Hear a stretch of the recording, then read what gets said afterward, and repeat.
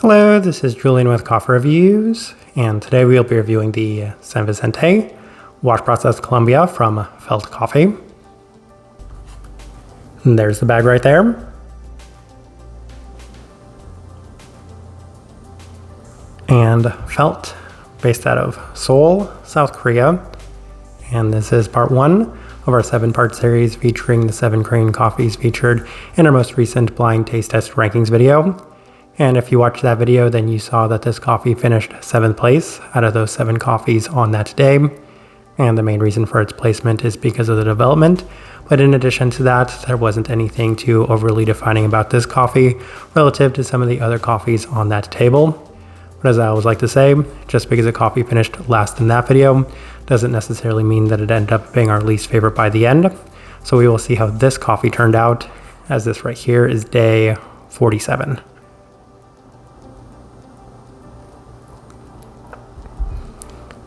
And recipe we went with for this coffee was a slightly toned down recipe at a 16:1 water to coffee ratio, brewed at 93 degrees Celsius, about 199 degrees Fahrenheit. And I like this one best through the Chemex, which indicates a more medium grind roast profile for this coffee. So the roast profiles of these coffees in this series is going to be pretty interesting, as none of these coffees were particularly light. This one, on the other hand, was slightly more developed than a number of the other coffees featured in this series. And I feel like most people would align this one with being on either the slightly lighter side of a true medium or on the more developed side of that light medium in terms of that roast profile. With all that out of the way, let's go ahead and start discussing this coffee. Day 27, first impression, and that of course was the blind taste test day, and as noted, there was a slightly smoky quality to the cup, but in addition to that, there was a notable bit of fruit and florality to it as well. And I think the main reason why it kind of finished in that placement was because the smokiness and roastiness of it was enough to kind of mar the overall experience to it, while the fruit and floral qualities weren't overly well defined, at least from that first impression. So it did have an interesting bit of brightness to the cup as well, but for the most part, given that some of the other coffees on that table had a little bit more going for them, it did finish 7th place of those coffees. Day 20, looks like day 28 through the Chemex, and it did have a pretty similar experience to the blind taste test day, as it was reminiscent of some softer dark berries with a little bit of a lavender and jasmine florality to it as well. So a pretty interesting second impression. We move on to day 29 as we opted for the April brewer, and there were still plenty of the developed qualities to it, but most prominently in the aroma of the coffee itself that seemed to translate a little bit less in the cup, as the aroma did indicate a little bit more of a smokier profile, but it wasn't necessarily something I was experiencing too much in the actual coffee itself. A slight sweeter tangerine-like aspect with a bit of plum and a little bit more florality before it transitioned into that slightly more robust smokiness within the finish, so it's been interesting in that regard. We move on to day 32 as we ran into the V60 with lower temperatures, and interestingly, it does feel like this cup performs better in an isolated setting relative to the blind taste test day, as there's notably less of the smokiness, and that's one of the big takeaways I had from this coffee, especially this time around. As I said, it isn't quite as negative as I remembered from that first try, and I think maybe kind of isolating it from some coffees that did have some very well-defined attributes allows this one to kind of shine a little bit more on its own. In addition to that, experience was a little bit more of a caramelized sweetness with plenty of the citric attributes and more of the slight plum-like component. Overall, significantly improved from some of the earlier experiences we'd had. Day 35 through the Chemex with the same adjustments, and the cup was interestingly herbal, as it's still offering a bit of the previous smokiness in the cup, but this time around we're feeling a little bit more of the dark berries present with that slight citric attribute. Yet again, not quite as good as that V60 day, but that's going to change in the future, as on day 38 we opted for the V60 with the same adjustments, and there continues to remain a nice tropical sweetness to the cup, complemented by a caramelized aspect, still slightly smoky with some of the darker fruit and floral components. Day 41 through the Chemex with the same adjustments, and this was the best the coffee had been up to this point, so that's why we opted for the Chemex with the final coffee, as there was slightly better definition to the tropical fruit aspects of the cup itself. It is best right off brew with a churroso-like tropical syrupy aspect and caramelization, but it still does not necessarily cool off particularly well, as you feel a fair bit more of those roastier qualities to it.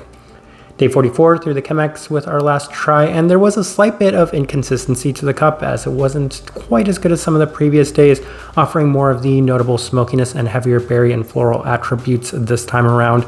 Most defining aspect is the darker Colombian berry tone, and that's one of the reasons why I felt like maybe we're getting a little bit more consistency with the V60, and running it one more time through the Chemex didn't necessarily lend itself towards the best results, as there was still more of that lingering roastiness that hindered the overall experience of this coffee. All right, let's go ahead and put up the tasting wheel so you can see what we're getting. And we have quite a few level 4s, so let's go through those, and we'll start with the body level 4. So that is probably the first place I want to start with this coffee, and the main reason for that is because it did have so much more texture than I might have expected for a coffee like this. But that being said, going into this, I had no idea what to expect from any of these coffees. But even then, scoring level 4 isn't something that we experience a lot with the majority of coffees that we review. So that's to say that this one was a lot more full-bodied than we typically experience, and making this tasting wheel alongside some of the other coffees that we're reviewing in this series does lend itself towards some interesting results. Finish, level 4, and the finish does come in a slightly undesirable sense, as there was a fair bit of those smokier attributes within the finish itself, so I didn't necessarily enjoy that part. But in addition to that, it does have a nice caramelized sweetness that does give it a little bit more to it, rather than that just intense sort of roastier, smokier quality to it.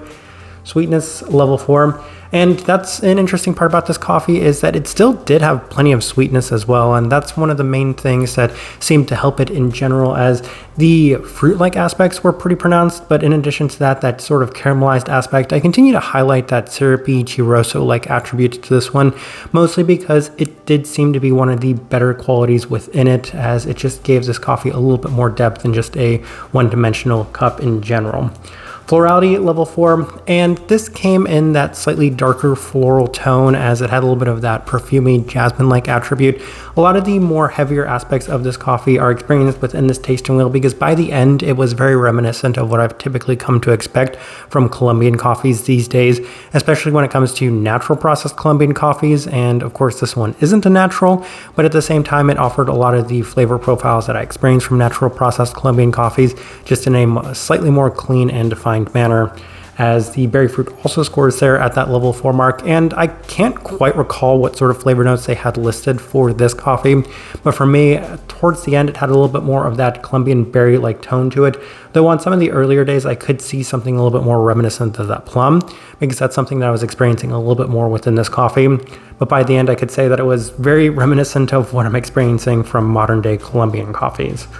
And then we have a bunch of level 3s, so I think maybe we'll kind of pick and choose the ones that are worth discussing. We will start then with the, I guess we'll say, citrus and stone fruits. We'll kind of discuss those two together. So the citric aspects of this coffee, I kind of mentioned a little bit more of a generic sort of citric tone to it, and that stone fruit's definitely coming in a much more darker stone fruit-like sense. So the plum is something that I've mentioned as a flavor profile within this one. We'll move right along to the chocolate, as there was definitely a little bit more of that darker, robust chocolate aspect within this one. And the caramel, which was that caramelized sweetness, that did seem to give it just a little bit more depth and something that I was looking for a little bit more within this coffee.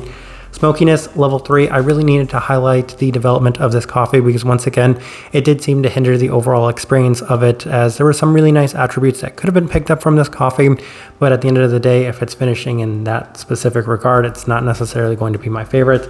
Bitterness, level 3, that is actually that coffee-like bitterness to it, so that also seemed to hinder the overall experience of this coffee.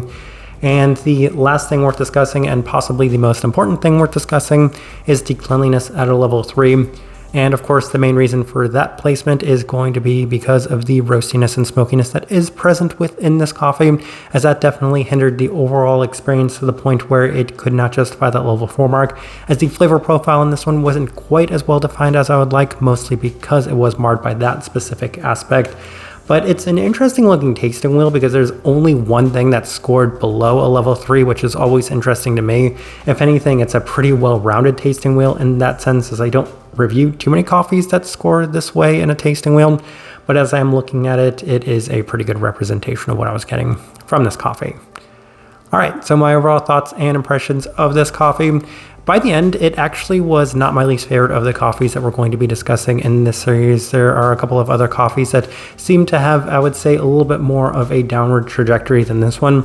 This one, for the most part, was pretty stagnant throughout. If anything, I could say that it improved a fair bit from that first impression. And I don't necessarily think that was because of the time we had allowed this coffee to maybe settle, but rather some of the adjustments we had made, because there was some really nice attributes within this one, mostly the sweetness, as this one offered plenty of that throughout the entirety of this coffee. And in addition to that, it just offered a characteristic that was pretty reminiscent of a lot of Colombian coffees that I've had recently as well. So there are definitely positives to be taken away from this one, even if it certainly wasn't necessarily my favorite from these coffees. Type of person I would suggest this coffee to, I feel like given the very full-bodied nature of this one, that's the first place I want to start with this coffee, because that could be a really nice selling point to a lot of people. Obviously, you have to look for a little bit more of a traditional coffee, given the profile of it being a little bit more on that developed side of things. But if those are two things that you look for, then I feel like that's a really good place to start with this one, as that's usually been my experience with Korean coffees in general. Outside of that, you do have some of those much more modern, robust Colombian characteristics to it, that darker floral, that darker berry-like tone to it. In addition to that, a little bit of fruit depth, but still at the same time, plenty of sweetness. I feel like that's the best direction I can point somebody towards for this one, and the best way I can leave this review. If you by chance had an opportunity to try this coffee, I'd love to hear your thoughts and impressions of it as well. If you're enjoying the content, give this video a like, subscribe if you're not already subscribed. And this right here has been a review of the San Vicente Wash Process Colombia from Felt Coffee. Thank you for watching.